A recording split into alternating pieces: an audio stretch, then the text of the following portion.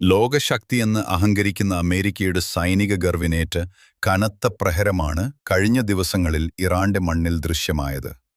തങ്ങളുടെ തകർന്നുവീണ് F-15E വിമാനത്തിലെ പൈലറ്റിനെ രക്ഷിക്കാനെന്ന വ്യാജേന അതീവ രഹസ്യമായി ഇറങ്ങിയ അമേരിക്കൻ സ്പെഷ്യൽ ഫോഴ്സിന് ഇറാന്റെ കരുത്തുറ്റ പ്രതിരോധത്തിനു മുന്നിൽ മണിക്കൂറുകൾ പോലും പിടിച്ചു നിൽക്കാൻ കഴിഞ്ഞില്ല.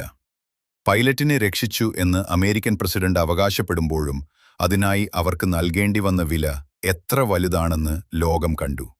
കോടിക്കണക്കിന് രൂപ വിലമതിക്കുന്ന തങ്ങളുടെ അത്യാധുനിക ഹെലികോപ്റ്ററുകളും യുദ്ധസാമഗ്രികളും തിരികെ കൊണ്ടുപോകാൻ പോലും കഴിയാത്ത വിധം പരിഭ്രാന്തരായ അമേരിക്കൻ സൈന്യം അവ ശത്രുവിന്റെ കൈവശം അകപ്പെടാതിരിക്കാൻ സ്വന്തം വിമാനങ്ങൾക്ക് തന്നെ ബോംബിട്ട് നശിപ്പിച്ച് പ്രാണരക്ഷാർത്ഥം ഓടി രക്ഷപ്പെടുകയായിരുന്നു. ഒരു പൈലറ്റിനെ മാറ്റാൻ വേണ്ടി വന്നവർക്ക് പോലും ഇത്ര വലിയ നാശനഷ്ടങ്ങൾ നേരിടേണ്ടി വന്നുവെങ്കിൽ ഇറാന്റെ മണ്ണിൽ ഒരു കരയുദ്ധത്തിന് മുതിർന്നാൽ അത് അമേരിക്കൻ സൈന്യത്തിന്റെ പൂർണ്ണമായ തകർച്ചയായിരിക്കുമെന്നതിൽ ഇനി തർക്കമില്ല.